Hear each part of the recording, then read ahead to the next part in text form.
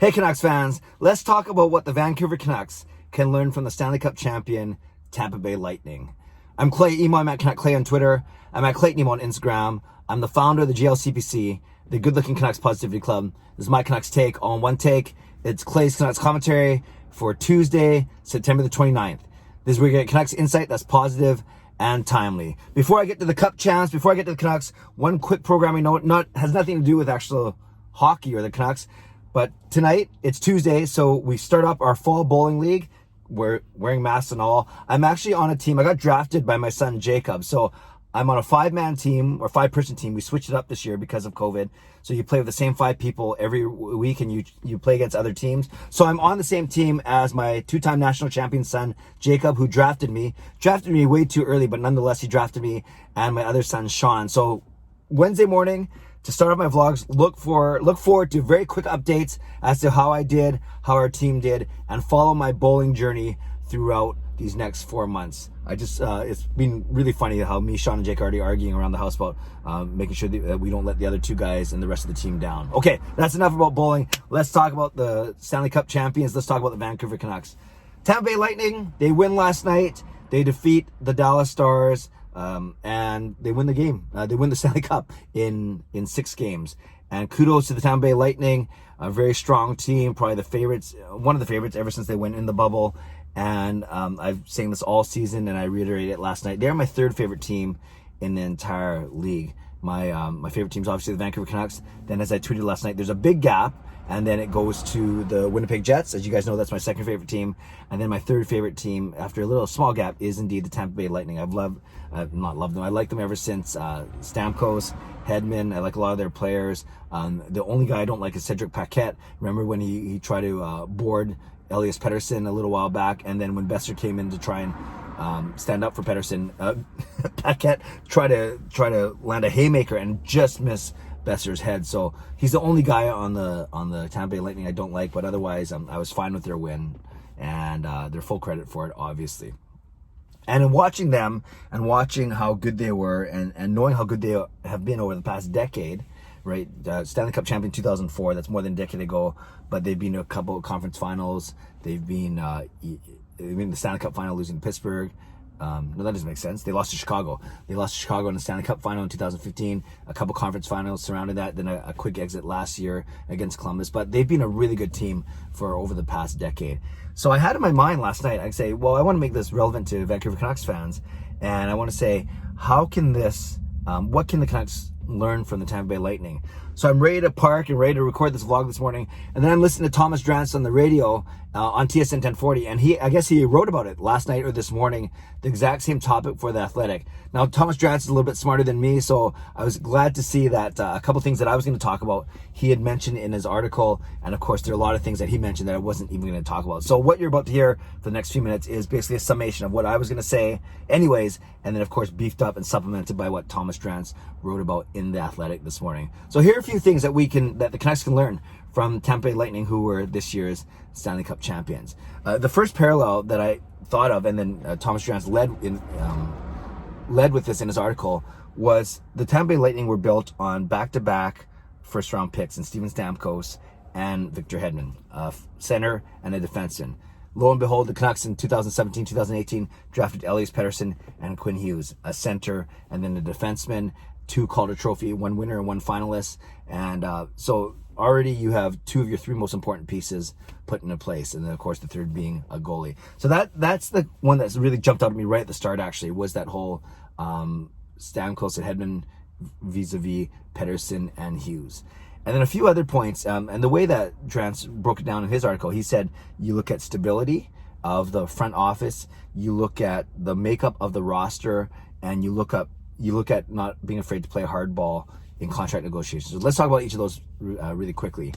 In the Tampa Bay Lightning, they've been pretty stable with their GM Brisebois, and then of course their head coach John Cooper, the longest serving coach in the league since 2013 now, which is coming on 7 or 8 years now. And they've been, Drance pointed out that there have been opportunities to fire either one of them when they missed the playoffs unexpectedly in 2017, or when they got trounced last year in the first round, or after I wouldn't fire anyone after making it to the conference final or the Stanley Cup final, but there was that gap between 2014 to 19 where they maybe did not live up to expectations, even though they were playing so well, because that's how good of a team they have and they've composed, which I'll get to in a second.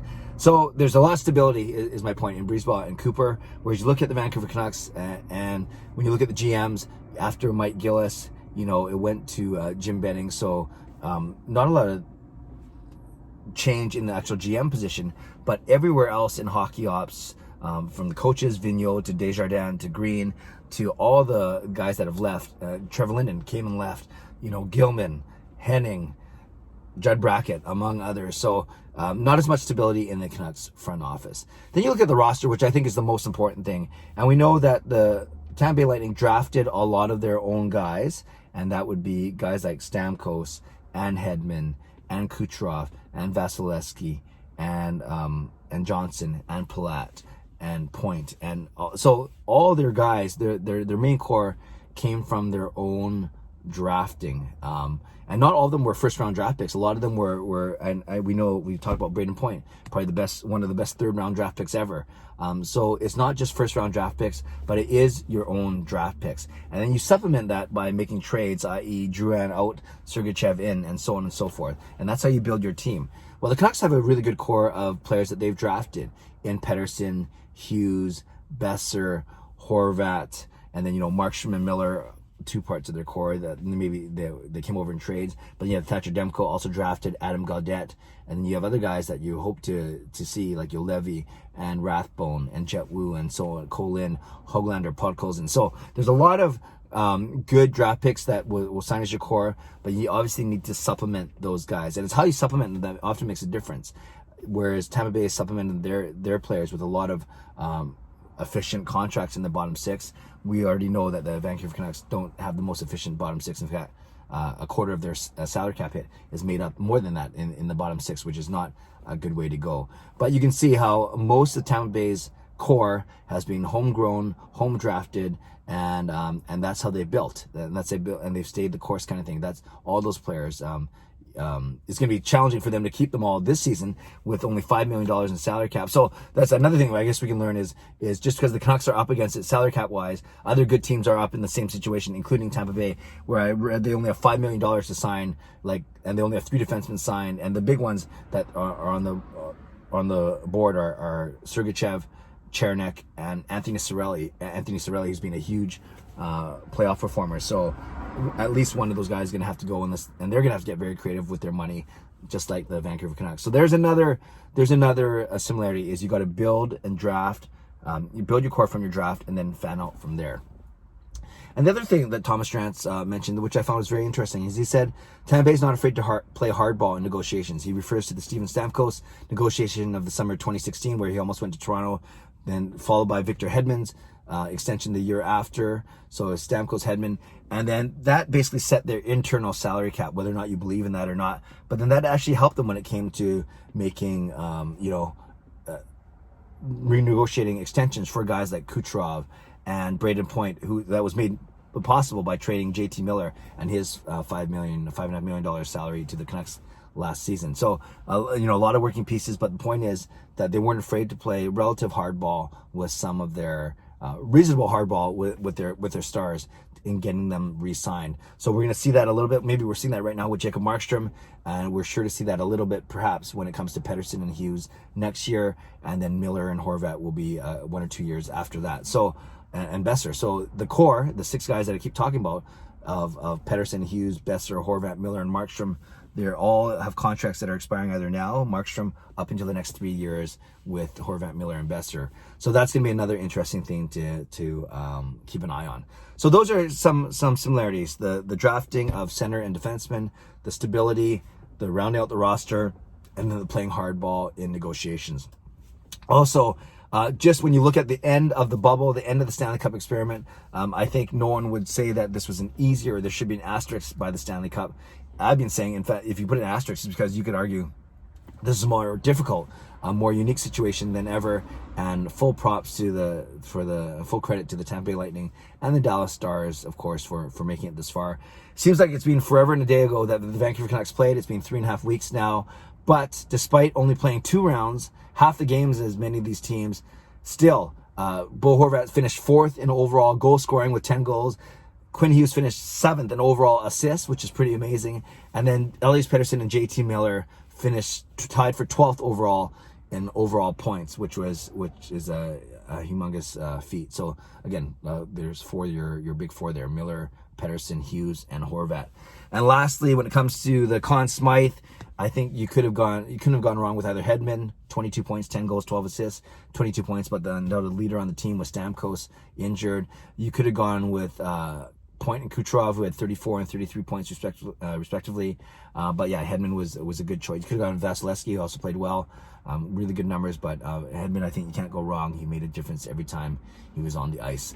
All right, Canucks fans, a lot to talk about today. Maybe the question today is, do you see the Vancouver Canucks having the success that the Tampa Bay Lightning have had? Is that a model? Is that something that we can aspire to?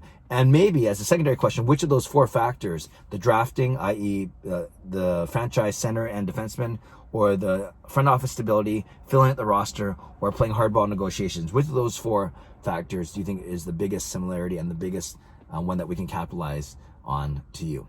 I'm not sure that sentence even made sense, but you know what I'm saying. All right, Canucks fans, there's a lot to chew on there. Let me know what you think. Leave a comment below. I'd love to read, react, and reply. Subscribe if you like to. Like this video if you like to. Enjoy the day. Stay safe, stay healthy, take care of yourselves, and take care of each other. And wish me luck in my season debut of my fall bowling league, playing alongside my 2 sons. It's either going to be the best thing ever or potentially an unmitigated disaster. God bless, and go Canucks go.